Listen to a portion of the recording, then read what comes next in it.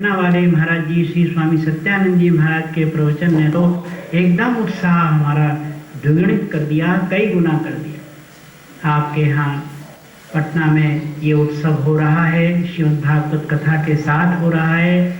बहुत बहुत कृपा महाराज जी, आपका आमंत्रण मिल गया है। अब तैयारी करेंगे, आरक्षण करेंगे, आएंगे। सज्जनों, एक बहुत ही महत्वपूर्ण सूचना, महत्वपूर्ण इसलिए कह रहे हैं कि ऐसी सूचनाएं प्रायः कम आती। कोई भैया प्रातः वहाँ प्रसादी के लिए वहाँ गई कोबलाश्रम, तो उनका पर्स गिर गया। अब किसी मैया का पर्स गिरा ये कैसे पता लगा? तो पर्स की साइज देख के मालूम पड़ जाता है कि लेडीज है कि जेंट्स है। तो जिनका गिरा उन्होंने कोई सूचना यहाँ नहीं भेजी है, पर जिनको मिला है उनके द्वारा सूचना मिली है। ध्यान से सुन लें। उनका पर्स श्री रामदास तिवारी कानपुर वालों को मिला है। जिसका हो उन्होंने इसमें लिख दिया है आईडी प्रूफ बताकर। आईडी प्रूफ माने जाके तुम्हारा ही पर्स है, जाकर सबूत तो देना ही पड़ेगा। जहाँ में कितने रुपया है, कितने ना है, कैसे हमको का वो आप देखें। और उन्होंने रुपए की राशि भी इसमें लिखी है, उसको घोषणा करने की आवश्यकता नहीं है। प्रमाण देकर श्री अखंडानंद आश्रम कार्यालय में कंप्यूटर बाबू के पास जमा है, प्राप्त कर लें। और एक वहाँ शाल भी जमा है। देखिए, यहाँ हम ये सूचना नहीं देते कि ये खो गया है, ये खो गया है, नहीं। यहाँ सूचना देते हैं ये पा गया है, ये पा गया है, ये पा गया। जो मिला है उसकी सूचना दें, जो खो गया है उसकी सूचना क्या दें। तो आपका हो तो निश्चित रूप से आप वहाँ प्राप्त कर लें। जिन्होंने हमें ये घोषणा के लिए प्रपत्र भेजा है उनको हम साधुवाद देते हैं कि ऐसे ही भक्तों से हमारे आश्रमों की धार्मिक समाज की शोभा होती है। जो वस्तु मिले उसके पास पहुँच जाए, जैसे हम लोग भी उसके पास पहुँच जाएं जिसके हम अंश हैं, तो हमारा काम पूरा। तो जिसकी चीज़ है उस पर पहुँच जाए तो बढ़िया है। अब हमारे आप समय की चिंता बिल्कुल मत करिएगा। आज हमको बिल्कुल मिल गया है, मतलब ग्रीन सिग्नल मिल गया है। इसका मतलब ये भी नहीं है कि आपको समय से सब काम होगा। अब हमारे परम श्रद्धेय महाराज श्री की अद्भुत सेवा जिन्हें प्राप्त थी और वर्तमान में भी जिन्हें प्राप्त है, हमारे महाराज जी कहा करते थे, उनके अंतरंग जो संत हैं वे कहा भी करते हैं, आपने सुना भी होगा कि देखो भाई, जब हमको हमारे शरीर को रोग होने लगा तो भगवान ने हमको डॉक्टर भेज दिया। जैसे हमारे पूज्य चरण श्री डॉक्टर स्वामी जी, पूज्य चरण स्वामी श्री गोविंदानंद जी महाराज, इनके चरणों में हम बारंबार नमन करते हैं। हमें महाराज श्री को नमन करने पधारे हैं। और अब माइक, वैसे माइक इनके सामने टिकता नहीं है क्योंकि ये माया तो है, लेकिन आप बड़े अद्भुत हैं। और आप देखिए क्या कहते हैं, सूत्र देते हैं। शांत रहिए। हाँ भैया, हाँ ऐसे कर दो। हाँ जरा महाराज जी, हाँ दर्शन भी लोग करना चाहेंगे। यहाँ के लोग नहीं, लाखों लोग पूरे विश्व में देख रहे हैं। 138 देशों में इसका प्रसारण हो रहा है। तो उनको दर्शन तो हो कि स्वामी गोविंदानंद जी महाराज डॉक्टर स्वामी जी कौन है, मालूम पड़ेगी। जे नारायण नारायण नारायण नारायण। हम सभी लोग लालायित हैं यहाँ सिंहासन पर विराजमान हमारे इस सभा के अध्यक्ष श्री वल्लभाचार्य जी महाराज के आशीर्वाद को ग्रहण करने के लिए, और साथ ही विश्व प्रसिद्ध संत श्री विजय कौशल जी महाराज के भावों को सुनने के लिए। तो बीच में अधिक समय न लेकर हमारे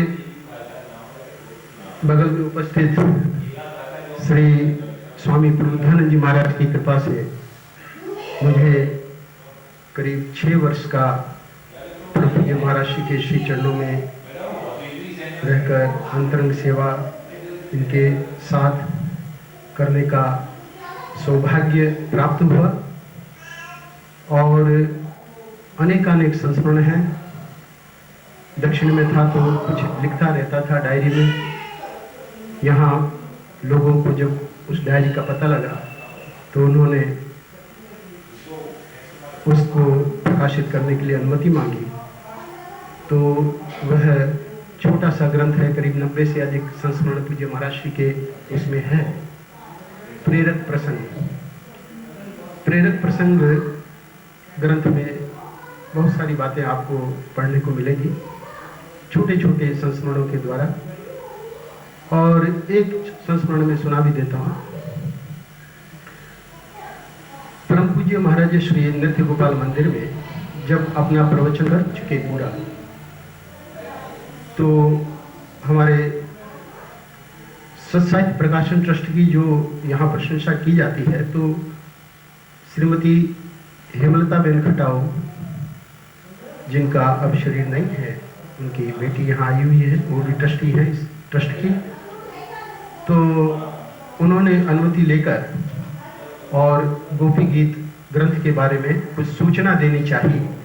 महाराज ने सहर्ष अनुमति दी और उन्होंने ग्रंथ के बारे में सूचना देकर लोगों को ये कहा कि आप लोग इस बात को समझें कि महाराज जी को हृदय का रोग है और हम लोगों को उन्हें मिलने का जो है बहुत कोशिश करें कि उनको ज़्यादा से ज़्यादा विश्राम मिले आदि आदि, जिसके लिए उसने अनुमति नहीं ली थी। आप लोग विश्वास नहीं करेंगे, परम पूज्य महाराज जी ने माइक मंगवाया। महाराज जी का प्रवचन पूरा हो चुका था, महाराज ने माइक मंगवाया और मंगवा के जो एक वाक्य कहा, बोले कि देखो, यदि एक व्यक्ति के कष्ट सहने से 100 व्यक्तियों का कष्ट दूर हो रहा हो, तो उस एक व्यक्ति का ये कर्तव्य है कि उस कष्ट को सहन कर ले। ऐसे कह के जो उन्होंने ये बात कही, तो सचमुच में अभी अभी मैंने महानता देखी हमारे संत श्री विजय कौशल जी की। जैसे ही प्रवेश किए, ऊपर चढ़े और आप बिल्कुल हम लोग जहाँ बैठे हैं वहाँ बैठ गए। तो जिन लोगों को पता था आप कौन है, उन्होंने झट से उठा के यहाँ लाए। तो ये देखिए संतों की जो विनम्रता है, और ये उनमें सहज स्वाभाविक, कोई कृत्रिमता पूर्वक नहीं। तो इस प्रकार हम कई बातें सुन चुके हैं। यहाँ तो हम, जैसे मैंने बताया, हम सब लोग लालायित हैं कि इन महापुरुषों का हमें अधिक से अधिक समय प्राप्त हो, और हम अपनी वाणी को ही पवित्र कर रहे हैं। एक छोटी सी बात मैं और बताना चाहूँगा इस संदर्भ में। परम पूज्य महाराज की ये जो जन्म शताब्दी है, एक बार हमको स्वामी श्री प्रबुद्धानंद जी महाराज ने, जब मैं उनकी सेवा की प्रशंसा अपने मुक्त हृदय से कर रहा था, इन्होंने कहा कि देखो भैया, हम सेवा करते नहीं हैं, महाराज श्री सेवा ले लेते हैं। और सचमुच में ये जो जन्म शताब्दी महोत्सव कल हमारे यहाँ जो ग्रंथ का लोकार्पण हुआ, आनंद रस रत्नाकर, तो मुझे इनकी बात समझ में आई कि 7 वर्षों से बिना किसी योजना के, बिना किसी प्रयास के, एक एक पृष्ठ में, एक एक सप्ताह में कुछ बनाते जाता था अपने चिंतन के लिए।